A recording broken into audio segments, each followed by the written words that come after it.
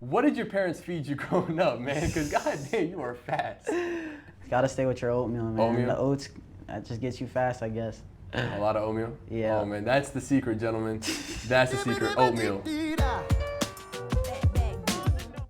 Welcome back to Gen Z Versus. I'm your host as always, and today our guest is the 8th fastest returner in the nation, the 2nd fastest man in the state of California. He's a University of Washington commit. He's been all over the place. A 4.7 GPA average in high school. A 2024 Valedictorian for Cathedral High School. A 2022 CIF Champion. A 2023 CIF Champion. But hold on, it doesn't end there. A 2024 CIF Champion. That's 3 of them things. I am so thrilled to have him on the podcast. Please welcome Ambodai Ligons, also known as Bodhi. Hi, everyone. Bodhi. If you don't know me, you know me now. I want to ask you, outside of school, outside of track, who are you? I feel like I'm just a genuine, normal guy. I like to see people succeed, so I'm a good friend. I'm a family member. I'm a brother to 2 older brothers, so I'm the youngest. And I just like to have a good time and, focus on whatever it is that I want to achieve and accomplish, and that's what I plan to do. Going into that, I wanted to ask you, what got you into track? That's funny. So, actually, my brothers, shout out them, shout out Achille and Jelani, they started running track first. They got into it. We started in Crescenta Valley with the Los Angeles Falcons, and basically they were running, and I was a little kid. I was about 5 at the time, and I was always running around the track with them when they would go to practice, and people would say like, "Hey, your kid over there is fast. He's running all the time, so why not get him in the track?" And after that, it just went on from there, and we just kept running, and I got better. I got even better until I became Junior Olympics, and then I was like, hold on, I want to do this in high school and now college. Do you also do jumping as well? High jumps, long jumps? So actually, I wanted to do long jump and high jump. I always did it when I was younger. I could jump about at the time when I was a kid, I was jumping like 5 feet in high jump and about 17 feet in long jump. But I stuck with the 800 and 400 is what ended up being my best events. 800 to 400, and that is why he's the 8th fastest returner for the 800 and the 2nd in the state for California for the 400 at 47.69. Is that right? Yeah, so at least before this season, obviously people have grown, people have blossomed, and there's people that have ran faster, but I feel like those achievements are still pretty great. But what about you? What was that moment for you? Yeah, I never really thought about pursuing track. Obviously, I thought like, oh, it's gonna help me pay for college, so I'm like, and I'm pretty good at it, so I'm gonna do it, and I enjoy it. But I've never thought about really going pro or like really pursuing it till about these past few years. One, I just got a lot better as I got new coaching and like a new staff that supported me, and it made my love for the sport just grow and grow with my Coach Sarah and Coach Romero, Coach Lonnie. And so they've just made me love the sport even more and made me want to pursue it.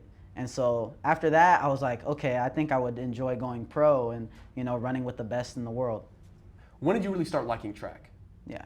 So basically about my junior year when my new coaches came in, Coach Sarah and Coach Lonnie, they just showed me a new love and a new passion for the sport that I hadn't seen before.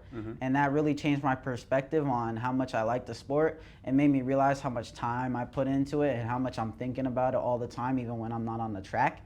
And that just made me realize, hey, like I kind of don't want to be without the sport. So I think going pro would be nice. Would be nice? Yeah. Okay, so now in high school, winning the 3 CIF champions back to back to back. Yes. I have a question. I thought track was an individual sport. How do you win championships for track? Yeah, it's crazy. So, with track, there's a little thing different about the divisions, and it's about your school size rather than your skill. So we're Division III, and so we have schools like Notre Dame, Oaks Christian and things like that that are in there, and they're really great teams as well. And so in order to win the team championship, you guys have to round up points based off your placing. So first place gets 10, second gets 8, third 7, and it goes on like that.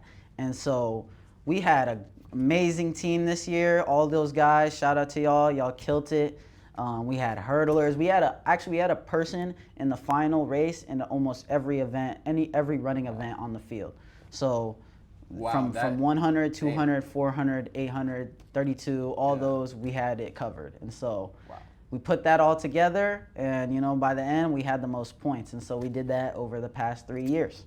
And you guys, it paid off, didn't it? Yes, it paid off. Oh my gosh, you wouldn't believe how much work it takes, but it's insane. I was just gonna ask you, what was your training routine like?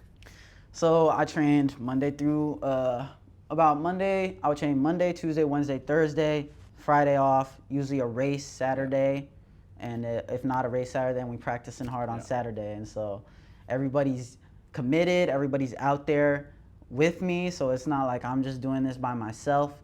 And especially the coaches, they put a lot of effort into creating the training plans for us, creating the proper workouts, seeing what we need to fix, watching races, analyzing, and all that. What about recovery? Because everyone can run all the time, but you'll get sore, you get hurt. Yes.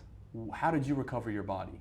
Keeping myself from getting injured and staying healthy is like one of the hardest things in track, because just the beating that you take throughout the season, it can really go through your body like that. So stretching, drinking your water, hydrating, eating, those are like the 3 necessary ones you got to do to stay healthy. Obviously, your coach has to watch for when you're not feeling right, and adjust your practices to like the proper length, the proper effort. Otherwise, you could end up getting hurt. And so those main things have kept me, like, my warm up for practice was an hour and 30 minutes long. An hour and 30 minutes long? Yeah. So I was warming up like that before every practice every day. Doing what? Like just stretching the whole time? Stretches, drills, warm up bands, everything. Like everything you can imagine.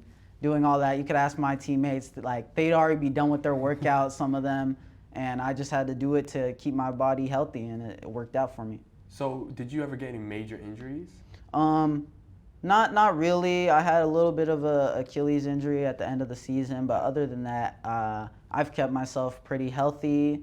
I've had some back injuries and such and whatnot, but nothing crazy, and I'm thankful, because there's a lot of, hamstring and quad and stuff injuries that people get, and I'm thankful to be one of them that hasn't. So you just said that you want to compete with the best, and obviously going to win CIF championships, you have to beat some guys that were really, really good. Mm-hmm. What were some teams that were really tough for you to beat? And more individuals, but anything. Long Beach Poly, they're a great team. Long Beach Wilson. Honestly, all those guys at Long Beach, they're crazy. Long Beach? Let me think, where else? There's a lot of people that blossom this season. Right. J. Sarah, they have some great competitors. Oaks Christian, Notre Dame. There's plenty of teams that I can't just like come right off the top of my head, but like if I saw a list, I'd be like, oh, nah, they're crazy. That's the funny thing about like, track being like the individual sport. So it's like you could be like one team could have this one guy that's just amazing, and that could carry them to the promised land. So while you were running that 400 meters, the 800 meters, and you're running, what were you thinking about? Obviously for the championship. Oh, you're playing for what are you thinking about? Oh yeah. So like it's definitely nerve-wracking. Don't get it twisted. Everybody has nerves. Everybody feels pressure. But I just wanted to go out there. I'm like, do this for my team. Let's get another ring. That's the plan. And it's like, I've done this a million times. I know how to handle it. I've done the training at home. And now that I've done the training, it's time to execute. It's time to make all that hard work pay off. So, I get out and I'm like, I'm leaving these guys behind, because I ain't worried about them. I'm running my race. When you run, you just see yourself.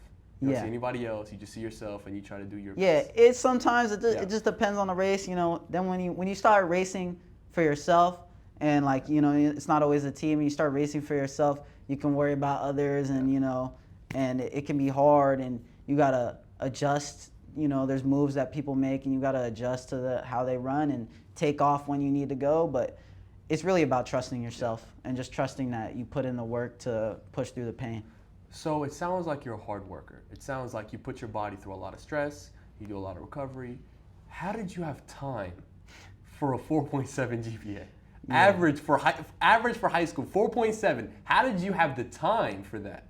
Yeah, I talked about this a lot in my my valedictorian speech at my school, and it's like, I don't want to be just an athlete. I want to be able to do both. I want to be able to be, you know, an athlete, a student. I want to be able to be a friend, a brother. I shouldn't have to choose to be like great at something and terrible at another thing. Like I can be great at both, and you can be great at both. Anyone can. It's just you got to be able to put in the effort and say, this is what you want. Mm-hmm. And the moment I said to myself, this is what I want to be able to kill it in the classroom and then on the track as well, it became easy. It just became easy to manage my time, to still hang out with friends. Like, you know, you still got to have a social life. Yeah. There's so many, you know, borders and divisions that like you have in your life, and it's like, why does this one track have to take over the entire thing? It doesn't have to. More specifics though, strategies that you used. Like, were you up all night doing homework? What were you doing? Some nights you had to be up till 1. That's what it had to be, you know. That's a nightmare. And you gotta go to sleep. You know, sometimes you gotta do work at lunch. You know, and like other times it's easy. Other times like the work is light, and you know I'm going hard at practice. Definitely my parents supporting me. You know, keeping me on my studies as well. That helped tremendously. I've been surrounded by a good group of friends, and like I was in the math and science program at my school, and so that helped a lot, because if all your friends are in the same classes and are taking AP classes, it's like, why would I go? Like, why I don't have to miss hanging out with them to do the homework, because we're doing the same homework. You know what I mean? We're doing the same test, so let's do this test with each other first, or this homework with each other, and then let's go hang out. You know. That is such a good way to go about things, because I know a lot of people, they go off the wrong directions. Yeah. And you have seemed to just stay on track. Like you said, have good people around you. Yeah, that is surrounding people with... very important to have good people around you. Yes. And you've got it with that. So back to the valedictorian, you are basically representing the school, and you're giving that speech. Yes. While you're on that speech, was it, were you a little nervous? A little, bro. I was sweating when I was sitting waiting for them to call me up, man. Oh my gosh. But when I got up there, it just kind of all went away. Yeah. And just like I had done a couple times where I've spoken to the class just about something else, but you know, obviously it feels a little different when it's something like you wrote personally, and you know, you're wondering if the jokes are going to land or not, and you know, just like if people are going to get tired or bored. And I got some good compliments from him after, but yeah, I definitely was nervous as heck, man. Like, as soon as I was done, I was so happy. Got to sit down, you know, and just enjoy the rest of the ceremony. So I'm glad they did it in the beginning. How long was the ceremony? Probably like 2-3 hours almost. Oh my. Yeah, it was pretty long. And you had to sit with that gown and everything? Yeah. Ooh, that was... And so like, I'm glad they did it right in the beginning, because if they would have me wait, I don't know how the speech would have went. You got offered to Princeton, to Duke, UCLA, countless of any other schools. Why did you pick the University of Michigan? Washington, I'm sorry, Washington. Washington. Well, Washington, it was, like I said, I wanted balance. That's all I wanted in a school, the main thing I wanted. I didn't want to have to choose between a good track program and good education. I want both. And Washington, so I want to study computer engineering, like software engineering, somewhere in that area. And they have like one of the top programs in the country for that major. Yeah. So that's one thing. And then on top of that, they're top in the country for track as well. They have great coaches. Coach Anderson, he's the one who recruited me. He made me feel wanted for sure. Definitely made me feel like, I was a key piece that he has for his plans, and that made it just easy, because I wanted a good relationship with my coach, because I have that here, and it makes the sport 20 times better. But yeah, for sure, like I was like looking at Princeton, and just the fact, like I didn't want my head in the book all the time, so I wanted something that I could just balance a little bit better. It can be really hard, really rigorous, and not that I couldn't step up to the challenge, but definitely just wanted more of that balance, and so that just happened. That's just Washington just seemed like the right decision. Yeah, I mean, going to Ivy school, that's no joke, especially with studies. Yes. No joke. Yes. So, do you like the color purple? Yes, I do, obviously. Cathedral, come on. It lines up. Yeah, where is that on like your favorite color spectrum? Purple is actually my favorite color. Like your favorite color? Yeah, oh, man. All my life. It's so funny. That's it just hilarious. it just happened to line up that way, That's perfect. Now you're gonna be wearing purple next year. That is great. It's gonna be amazing. So are you only hoping to run the 400 and 800 in college? Or are you trying to go more other runs? Maybe I'll have a little fun. Maybe I'll run a little hurdles or something here and there. Yeah, 400 hurdles. My coach, he's a specialist in that, so he might try to get me out there, And I've tried it a little bit. I'm pretty solid, I would say. I don't want to toot my own horn, but I'm pretty good at it, And, I mean, other than that, they wouldn't be able to really get me into anything else. They wouldn't really want to risk it, but, whatever comes out as the plan, that's what I'll run. So for college, there's a lot, I'm sure it's a lot of parties.